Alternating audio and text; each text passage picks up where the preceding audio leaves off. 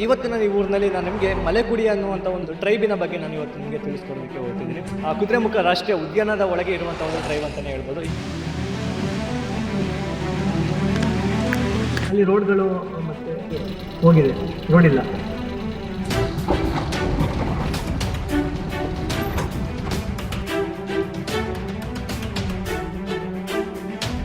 So ಇಲ್ಲಿ ನಕ್ಸಲ್ಸ್ನ ಒಂದು ಕಾಟ ಇತ್ತು. ಇಂಡೈರೆಕ್ಟ್ ಆಗಿ ತೊಂದರೆಗಳು ಬೇರೆ ಇಲಾಖೆಗಳಿಂದ ಆಗ್ತಾ ಇತ್ತು. ನಮಗೂ ಕೂಡ ಇಲ್ಲಿ ನಕ್ಸಲ್ ಇದೇ ಅಂತ ನಮಗೂ ಕೂಡ ಗೊತ್ತಿಲ್ಲ. ಬೆಂಬಲಿಗರ ಅಂತ ಹೇಳಿ ತುಂಬಾ ಟಾರ್ಚರ್ ಕೊಟ್ಟರು. ಹೊರಗಡೆ ಹೋಗುವಾಗಲೇ ನಮ್ಮನ್ನು ಅರೆಸ್ಟ್ ಮಾಡ್ತಾ ಇದ್ರು. ಒಂದು 50-60 ಜನ ಬರ್ತಾ ಇದ್ರು ಪೊಲೀಸ್ನವರು. ಬರ್ತಿದ್ರು. ನನ್ನನ್ನು ಒಂದ್ಸಲ ಅರೆಸ್ಟ್ ಮಾಡ್ಲಿಕ್ಕೆ ಕೊಂಡೋಗಿದ್ದಾರೆ. ಕರೆಂಟ್ ವ್ಯವಸ್ಥೆ ಇಲ್ವೇ ಇಲ್ಲ. ಮೆಸ್ಕಾಂ ಇಲಾಖೆಯಿಂದ ಕೊಟ್ಟದ್ದು 2 ಪ್ಯಾನಲ್, ಅದರ ಬಲ್ಬ್ ಇಲ್ಲಿದೆ, ಒಳಗಡೆ ಇದೆ. ಎಲ್ಲ ಬಲ್ಬ್ಗಳೆಲ್ಲ ಹಾಳಾಗಿದೆ. ಮಳೆ ಬಂದ್ರೆ ಓಡಾಡಕ್ಕೆ ಆಗಲ್ಲ. ಅಂಗನವಾಡಿ ಇದೆ, ಅಲ್ಲಿಯ ಜನರು ಅಲ್ಲಿಯ ಮಕ್ಕಳು ಇದೇ ಒಂದು ರಸ್ತೆ ಏನಿದೆ ಬಳಸ್ಕೊಳ್ಬೇಕು. ಹುಷಾರಿಲ್ಲದಾಗ ಕೆಳಗೆ ಹೋಗ್ಲಿಕ್ಕೆಲ್ಲ ತುಂಬಾ ಕಷ್ಟ. ಇದು ಈಗ ಏನಾದ್ರು ಎಮರ್ಜೆನ್ಸಿ ಅಂದ್ರೆ ಆಂಬುಲೆನ್ಸ್ ಅಲ್ಲ, ಒಂದ್ ಮನೆಯಿಂದ ಇನ್ನೊಂದು ಮನೆಗೆ ಕನೆಕ್ಟ್ ಆಗಬೇಕು ಅಂದ್ರೂ ಸಹ ರಸ್ತೆ ಇಲ್ಲ. ಮಂಗಳೂರಿನಿಂದ ಬೆಂಗಳೂರು 6 ಅವರ್ನಲ್ಲಿ ಪ್ರಯಾಣ ಮಾಡ್ಬೋದು ಅಂತ ದೊಡ್ಡ ಹೈವೇ ಯೋಜನೆಗಳನ್ನು ತರ್ತಾ ಇದ್ದಾರೆ. ಅದು ಯಾರಿಗೆ? ಭೂಮಾಲೀಕರಿಗೆಲ್ಲ, ಕೂಲಿ ಕೆಲಸ ಮಾಡುವವರಿಗಿಂತ. ಅದು ಸಮಸ್ಯೆಗಳ ಬಗ್ಗೆ ಹೋರಾಡಿದ್ದಕ್ಕೆ, ವಾಯ್ಸ್ ರೈಸ್ ಮಾಡಿ ಕೇಳಿದ್ದಕ್ಕೆ ನಕ್ಸಲ್ಸ್ ಎಂಬುವಂತ ಒಂದು ಪಟ್ಟವನ್ನ ಏರಿಸ್ಕೊಂಡಂತವ್ರು ಇಲ್ಲಿ ಅವರ ತಂದೆಗೆ ಹೊಡೆದು ಅವರನ್ನು ಕರ್ಕೊಂಡು ಹೋಗಿ ಅವರಿಗೆ ಹಿಂಸೆ ಕೊಟ್ಟು ಜೈಲಿಗೆ ಹಾಕುವುದಂತ ತಿಳಿದ್ರೆ ಇಲ್ಲಿ ನಡೆತಿದಂತ ಒಂದು ದೌರ್ಜನ್ಯ ಆಚೆ ಜನಕ್ಕೆ ತಿಳಿಸ್ಕೊಟ್ಟವ್ರು ಅಂತ ಟಾರ್ಗೆಟ್ ಆದ್ರು. ಕುದುರೆಮುಖ ಉದ್ಯಾನವನದಲ್ಲಿ ರೆಸಾರ್ಟ್ಗಳಿದೆ, ಸೊ ಅದಕ್ಕೆಲ್ಲ ಇವ್ರಿಗೆ ಪರ್ಮಿಷನ್ ಕೊಡ್ಬೋದು. ಯಾವ ಮನೆಗೆ ಹೋದ್ರೂ ಒಂದೇ ಸಮಸ್ಯೆ, ಮೂಲಭೂತ ಸೌಕರ್ಯಗಳನ್ನ ಒದಗಿಸ್ಕೊಡ್ಬೇಕು ಅನ್ನುವಂಥದ್ದು. ಮಾಧ್ಯಮಗಳು ಹೆಚ್ಚಾಗಿರೋದ್ರಿಂದ, ಮಾಧ್ಯಮಗಳು ಇದರ ಬಗ್ಗೆ ಸುದ್ದಿ ಮಾಡಿದ್ರಿಂದ ಒಂದು ಭಯ ಉಟ್ಕೊಳ್ರು, ಇಲ್ಲಿಯ ಜನರಿಗೆ ತೊಂದರೆಯನ್ನ ಕೊಟ್ಟರೆ ಎಲ್ಲರಿಗೂ ಒಬ್ಬುತ್ತೆ ಅಂತ. ಎಲ್ಲರಿಗೂ ನಮಸ್ಕಾರ. ಇಂಟರ್ನ್ ಮೀಡಿಯಾದ ಮತ್ತೊಂದು ಹೊಸ ವಿಡಿಯೋಗೆ ಎಲ್ಲರಿಗೂ ಸ್ವಾಗತ. ವೀಕ್ಷಕರೇ, ಇವತ್ತು ನಾನು ಬಂದು ಕುತ್ತೂರು ಎಂಬುವಂಥ ಒಂದು ಗ್ರಾಮದಲ್ಲಿ ಇದ್ದೀನಿ.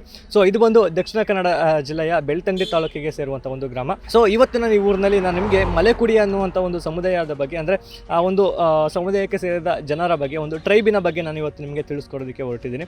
ಈ ಒಂದು ಟ್ರೈಬ್ ಇದೆ. ಈ ಒಂದು ಟ್ರೈಬ್ ಬಂದು ಕುದುರೆಮುಖ ರಾಷ್ಟ್ರೀಯ ಉದ್ಯಾನದ ಒಳಗೆ ಇರುವಂತಹ ಒಂದು ಟ್ರೈಬ್ ಅಂತಾನೆ ಹೇಳ್ಬೋದು. ಈ ಕುತ್ಲೂರಿನಿಂದ, ಈ ಒಂದು ಕುತ್ಲೂರಿಂದ ರಾಷ್ಟ್ರೀಯ ಉದ್ಯಾನದ ಒಳಗಡೆ ಹೋದ್ರೆ ಈ ಒಂದು ಟ್ರೈಬ್ ಬಂದು ನಮಗೆ ಪತ್ತೆ ಆಗುತ್ತೆ. ಮಲೆಕುಡಿ ಅಂತ ಸಮುದಾಯ ಇದೆಯಲ್ಲ, ಅದು ಒಳಗಡೆ ಎಷ್ಟು ಕಿಲೋಮೀಟರ್ ಹೋಗ್ಬೇಕು?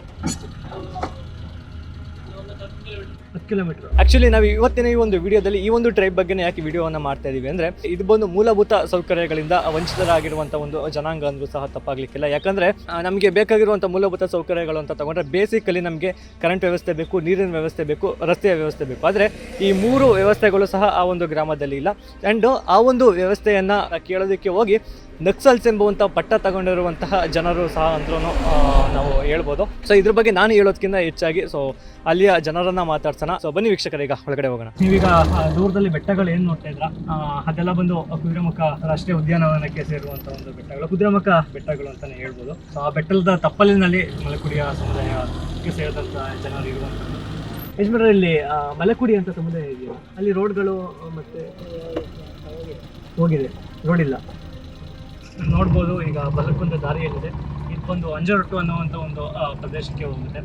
ನೋಡ್ಬೋದು ರಸ್ತೆ ವ್ಯವಸ್ಥೆ ಯಾವ ರೀತಿ ಇದೆ ಅಂತ.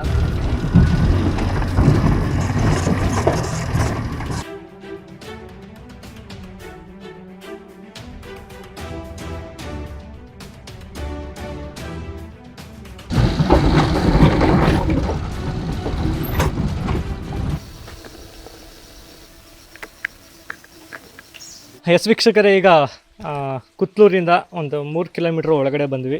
ಅಲ್ಲಿಂದ ನಂತರ ಒಂದು ಕಾಡು ರಸ್ತೆ ಸಿಕ್ತು. ಆ ಒಂದು ರಸ್ತೆ ಯಾವ ರೀತಿ ಇತ್ತು ಅದು ನಿಮಗೂ ಸಹ ಗೊತ್ತಾಗಿದೆ. ಈಗ ನಾವು ಏನು ಇದ್ದೀವಿ, ಇದು ಬಂದು ಮಲೆಕುಡಿಯ ಸಮುದಾಯಕ್ಕೆ ಸೇರಿದಂಥ ಜನರು ಅಂತಲೇ ಹೇಳ್ಬೋದು. ಸೊ ಇಲ್ಲೊಬ್ಬರು ಅಜ್ಜಿ ಇದ್ದಾರೆ, ಮಾತಾಡ್ಸೋಣ. ಅಜ್ಜಿ ನಮಸ್ತೆ.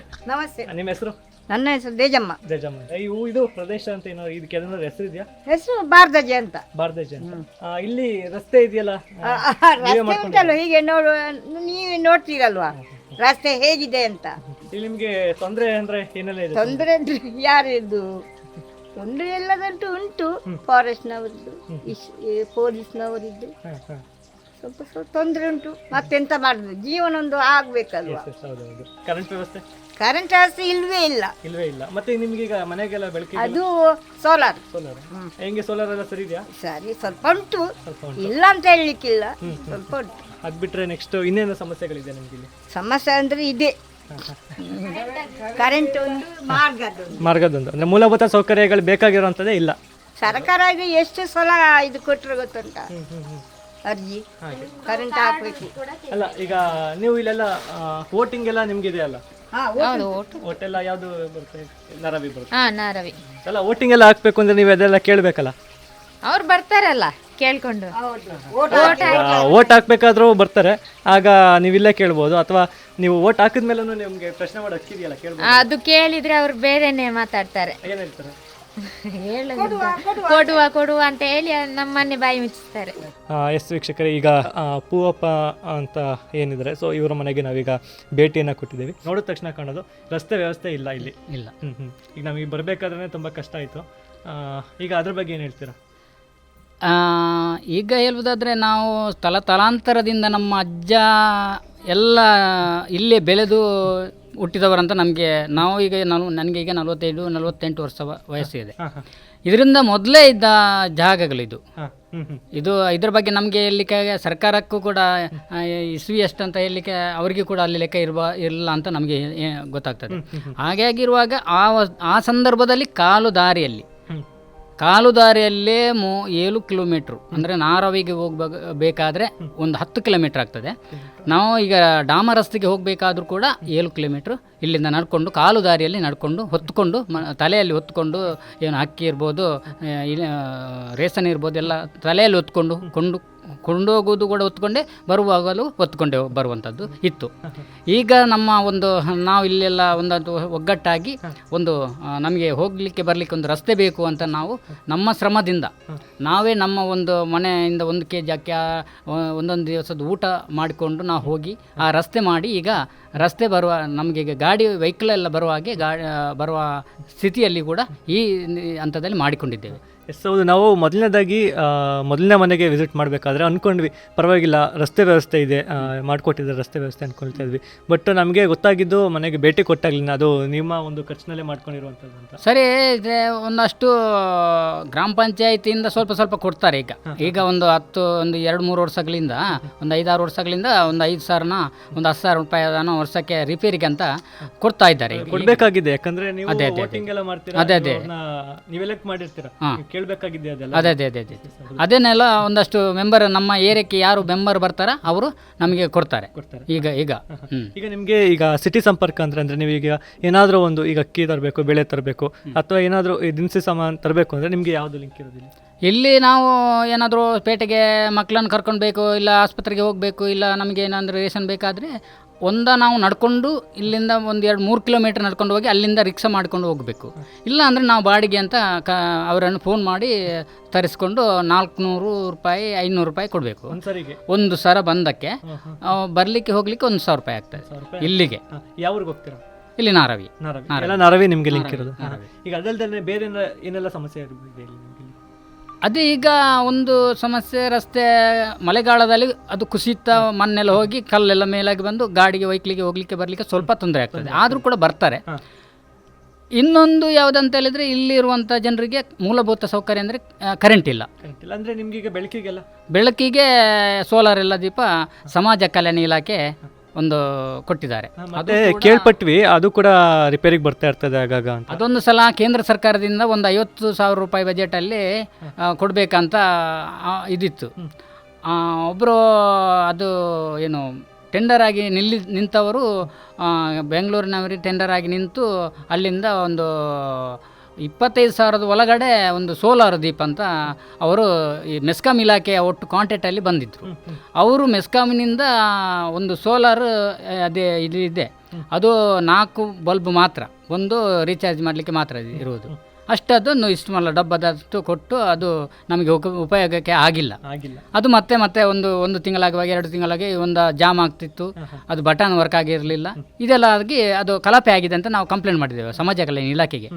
ಆಗ ಅವರು ಬಂದು ಸಮಾಜ ಕಲ್ಯಾಣ ಇಲಾಖೆಯವರು ಬಂದು ನೋಡಿದ್ರು, ಇದು ಕಳಪೆ ಆಗಿದೆ, ಇದು ಸರಿಯಾಗಿ ಸಮರ್ಪಕವಾಗಿ ಬಳಕೆ ಆಗೋದಿಲ್ಲ, ನಿಮಗೆಲ್ಲ ಶಾಲೆ ಮಕ್ಕಳಿಗೆ ಓದಲಿಕ್ಕೆ ಆಗಲ್ಲ, ಸರಿಯಾಗಿ ದೀಪ ಇಲ್ಲ ಸರಿ ಅಂತ ಅವರು ಬೇರೆ ಒಂದು 10 ಲಕ್ಷ ಇಟ್ಟು ನಮಗೆ ಒಂದು 30 ಕುಟುಂಬಗಳಿಗೆ ಇಲ್ಲಿಗೆ ಕುತ್ಲೂರಿಗೆ ಮಾತ್ರ ಸಮಾಜ ಕಲ್ಯಾಣ ಇಲಾಖೆಯವರು ಕೊಟ್ಟಿದ್ದರು. 40,000 ರೂಪಾಯಿದ್ದು ಒಂದು ಸೋಲಾರ್ ಲೈಟು ಮೆಸ್ಕಾಂ ಇಲಾಖೆಯಿಂದ ಕೊಟ್ಟದ್ದು.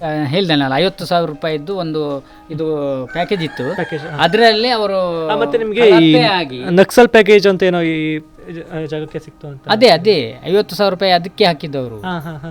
ಅವ್ರು ಹಾಕಿದ್ದು ಅದು 50,000 ರೂಪಾಯಿ ಬೆಲೆ ಬಾಳುವಂತ ಸೋಲಾರ್ ಕೊಡ್ಬೇಕಂತ. ಈಗ ಅದು ಕೊಟ್ಟಿದ್ದು 2 ಪ್ಯಾನಲ್, ಅದರ ಬಲ್ಬ್ ಇಲ್ಲಿದೆ ಒಳಗಡೆ ಇದೆ. ಅದು ನೋಡಿದ್ರೆ ಅದಕ್ಕೆ ಏನು ಇದು ಬರುವುದಿಲ್ಲ. 4 ಬಲ್ಬ್ ಒಂದೇ ಪ್ಲೇಸ್ ಅಲ್ಲಿ ಇಟ್ಟು ಅದನ್ನು ನಾವು ವರ್ಕ್ ಮಾಡಬೇಕು. ಮತ್ತೆ ಎಲ್ಲ ಬಲ್ಬ್ಗಳೆಲ್ಲ ಹಾಳಾಗಿವೆ. ಇಂಥದ್ದು ಇದು ಮಾತ್ರ ಅದಕ್ಕೆ ಇದು ಇದಾಗ್ತದೆ, ಉರಿಯುತ್ತಿಲ್ಲ. ಇದಾಗ್ತದೆ, ಇದೊಂದು ಉರಿಯುತ್ತದೆ, ಅದು ಕೂಡ ಕಟ್ ಮಾಡಿದ್ದೇವೆ, ಅದು ಕಟ್ ಆಗಿದೆ. ಅಲ್ಲೇ ನೀವೀಗ ಇದಲ್ದೇ ಈಗ ಮೊಬೈಲ್ ಚಾರ್ಜ್ ಮಾಡ್ಕೊಳ್ಬೇಕು, ಈಗ ಮಿಕ್ಸಿ ಎಲ್ಲ ಓಡಿಸ್ಬೇಕು ಇಲ್ಲ, ಮಿಸ್ ಎಲ್ಲ ಆಗಲ್ಲ. ಮೊಬೈಲ್ ಅನ್ನು ಕಷ್ಟ ಆಗ್ತದೆ, ಅದು ಆಗ್ತದೆ. ಇದು ಕಳಪೆ ಆಗಿ ಈಗ ಬೇರೆ ಅವರು ಸಮಾಜ ಕಲ್ಯಾಣ ಇಲಾಖೆಯವರು ಅದು 4 ಬಲ್ಬ್ ಇದ್ದು ಅದೊಂದು ಕೊಟ್ಟಿದ್ದು. ಈಗ ಇದಲ್ದೇ ಬೇರೆ ವ್ಯವಸ್ಥೆ ಏನಿದೆ? ಇಲ್ಲ ಇಲ್ಲ, ಬೇರೆ ಏನಿಲ್ಲ, ಇಷ್ಟೇ. ಇದು ಉರಿಯುತ್ತೆ ಇಲ್ಲ, ಒಂದೇ ಬಲ್ಬ್ ಮಾತ್ರ ಉರಿಯುದು. ಇದು 4 ವರ್ಷ ಆಯ್ತು. ಇದರ ಒಳಗಡೆಯಿಂದ ಎಷ್ಟು ದೊಡ್ಡದು, ಅದು ಕೂಡ ಮಳೆಗಾಲದಲ್ಲಿ ಉರಿತಿಲ್ಲ, ಸರಿಯಾಗಿ ವರ್ಕ್ ಆಗ್ತಿಲ್ಲ. ಎಲ್ಲ ಬಲ್ಬ್ ಹಾಕಿದ್ರು ವರ್ಕ್ ಆಗ್ತಾ ಇಲ್ಲ. ನೀರಿನ ವ್ಯವಸ್ಥೆ ಎಲ್ಲ ಹೇಗಿದೆ? ನೀರಿನ ವ್ಯವಸ್ಥೆ ಎಲ್ಲ ನಾವು ಎಲ್ಲ ಕಾಲು ತೋಡುಗಳಲ್ಲಿ ಪೈಪ್ ಹಾಕಿಕೊಂಡು ನಾವೆಲ್ಲ ನಮಗೆ ಬೇಕಾದಷ್ಟು ನೀರು ಬರ್ತದೆ. ಈಗ ಅದು ನಾವೇ ಮಾಡ್ಕೊಂಡಿದ್ದೀವಿ. ಈಗ ಅದಲ್ದೇ ನಾವು ಈಗ ಹಿಂದೆ ಮಾಧ್ಯಮಗಳಲ್ಲಿ ಮತ್ತೆ ಈ ಪತ್ರಿಕಾ ಮಾಧ್ಯಮಗಳೆಲ್ಲ ನೋಡಿದ್ದೇನು ಅಂದರೆ, ಇದಲ್ದೇ ನಿಮಗೆ ಹೊರಗಿನ ಸಮಸ್ಯೆ, ಅದಕ್ಕೆ ಹೊರಗಿನ ಅಂದರೆ ಮೂಲಭೂತ ಸೌಕರ್ಯ ಅಲ್ಲದೇ ಬೇರೆ ಸಮಸ್ಯೆ ಇದೆ ಅಂತನೂ. ಈಗ ಮೂಲಭೂತ ಸೌಕರ್ಯ ಒದಗಿಸಿದ್ರೆ ನಮಗೆ ಬೇರೆ ಸಮಸ್ಯೆನೇ ಕಾಣಲ್ಲ, ಬರುವುದು ಕಡಿಮೆ. ಅಂದರೆ ಈಗ ರಸ್ತೆಗೆ ಒಂದು ಕಾಂಕ್ರೀಟು ಮುಖ್ಯವಾಗಿ, ಒಂದು ಕಾಂಕ್ರೀಟ್ ಆದರೆ ಅಲ್ಲಿಗೆ ಒಂದು ರಸ್ತೆ, ಇದು ಕರೆಂಟು, ಈ 2. ಒಂದು ಇಲ್ಲಿ ನಮ್ಮ ಕೆಳಗಡೆ ಒಂದು ರಸ್ತೆ, ಒಂದು ಸೇತುವೆ ಇದೆ, ಅದು ಮುರಿದು 2 ವರ್ಷ ಆದರೂ ಕೂಡ ಈ ಭಾಗದ ಶಾಸಕರು ಅಷ್ಟು ಗಮನ ಹರಿಸುವಂತೆ ಕಾಣುತ್ತಿಲ್ಲ. ಈಗ 2 ವರ್ಷಗಳಿಂದ ಪರದಾಡುವಂಥ ಪರಿಸ್ಥಿತಿ ಆಗಿದೆ. ಬೇರೆ ರಸ್ತೆಯಲ್ಲಿ, ಕಚ್ಚಾ ರಸ್ತೆಯಲ್ಲಿ ಹೋಗುವ ಪರಿಸ್ಥಿತಿ ಇದೆ, ಅದು ಕೂಡ ರಸ್ತೆ ಸರಿಯಾಗಿಲ್ಲ. ಇದು ಕೂಡ ಸೇತುವೆ, ಒಂದು 30 ಕುಟುಂಬ ಆ ಕಡೆ ಈ ಕಡೆ ಅಂತ ನಮಗೆ ಸೇತುವೆ ದಾಟಿಕೊಂಡು ಹೋಗಬೇಕು. ಅಲ್ಲಿ ಅಂಗನವಾಡಿ ಕೇಂದ್ರನೂ ಕೂಡ ಇದೆ ನಮ್ಮ ಈ ಒಂದು ಇದರಲ್ಲಿ. ಅದಕ್ಕೆ ಕೂಡ ಒಂದಷ್ಟು ನಾವು ಏನು ಪೌಷ್ಟಿಕ ಆಹಾರ ಮಕ್ಕಳಿಗೆ ತರಬೇಕಾದ್ರೆ ಅದು ಕೂಡ ಅದೇ ರಸ್ತೆಯಲ್ಲಿ, ಅದೇ ಸೇತುವೆಯಲ್ಲಿ ಬರಬೇಕು. ಅದು ಮುರಿದೋಗಿ ಈಗ ಎಲ್ಲೆಲ್ಲಿ ಅದನ್ನು ಹೊತ್ಕೊಂಡು ಬಂದು ನಾವು ಅಲ್ಲಿಗೆ ಅಂಗನವಾಡಿ ಕೇಂದ್ರಕ್ಕೆ ಕೊಂಡೋಗಿ ನಾವು ಜನನೇ ಅದನ್ನು ಶ್ರಮದಾನ ಮೂಲಕವಾಗಿ ಹಾಕ್ತೀವಿ.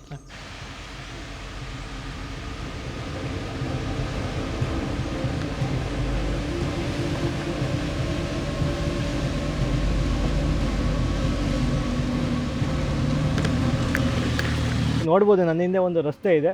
ಸೊ ಇದು ಬಂದು ಒಂದು ಮನೆಗಳಿಂದ ಅಥವಾ ಒಂದು ಊರಿನ ಇನ್ನೊಂದು ಊರಿಗೆ ಸಂಪರ್ಕಿಸುವಂಥ ಒಂದು ರಸ್ತೆ. ಸೊ ತುಂಬ ಜನರು ಸಮಸ್ಯೆಯ ಮಧ್ಯೆ ಇದನ್ನು ಸಹ ಹೇಳಿದರು, ರಸ್ತೆ ಇಲ್ಲ ಅಂತ. ಮತ್ತು ಇರುವಂಥ ಒಂದು ರಸ್ತೆಗೆ ಕಟ್ಟಿರುವಂಥ ಒಂದು ಸೇತುವೆ ಬಿದ್ದು 2 ವರ್ಷ ಆದ್ರೂ ಸಹ ಅದನ್ನು ಯಾವುದೇ ರೀತಿಯಾದ ಸರಿ ಮಾಡುವಂಥ ಒಂದು ಕೆಲಸವನ್ನು ಮಾಡಿಲ್ಲ ಅಂತ. ನೀವು ಸಹ ನೋಡಿದ್ರಿ, ಆ ಒಂದು ನದಿ ದಾಟಿಕೊಂಡು ಮೇಲೆ ಬರಬೇಕು. ನಾವೇನೋ ಈ ಒಂದು ಸಮಯದಲ್ಲಿ ಬಂದುಬಿಡ್ಬೋದು, ಅದೇ ಮಳೆಗಾಲದಲ್ಲಿ ಲೆಕ್ಕ ಹಾಕ್ಕೊಳ್ಳಿ ಎಷ್ಟು ನೀರು ಹರಿಬೋದು ಅಲ್ಲಿ. ಸೊ ಇದು ಇಲ್ಲಿನ ಸಮಸ್ಯೆ. ಆ್ಯಂಡ್ ಇದಲ್ದೇ ಈಗ ಇಲ್ಲಿ ಮತ್ತಷ್ಟು ಮನೆಗಳು ಇದೆ ಅಂತ ಹೇಳಿದರು. ಹೋಗುವಂಥ ಒಂದು ಪ್ರಯತ್ನವನ್ನು ಪಡೋಣ.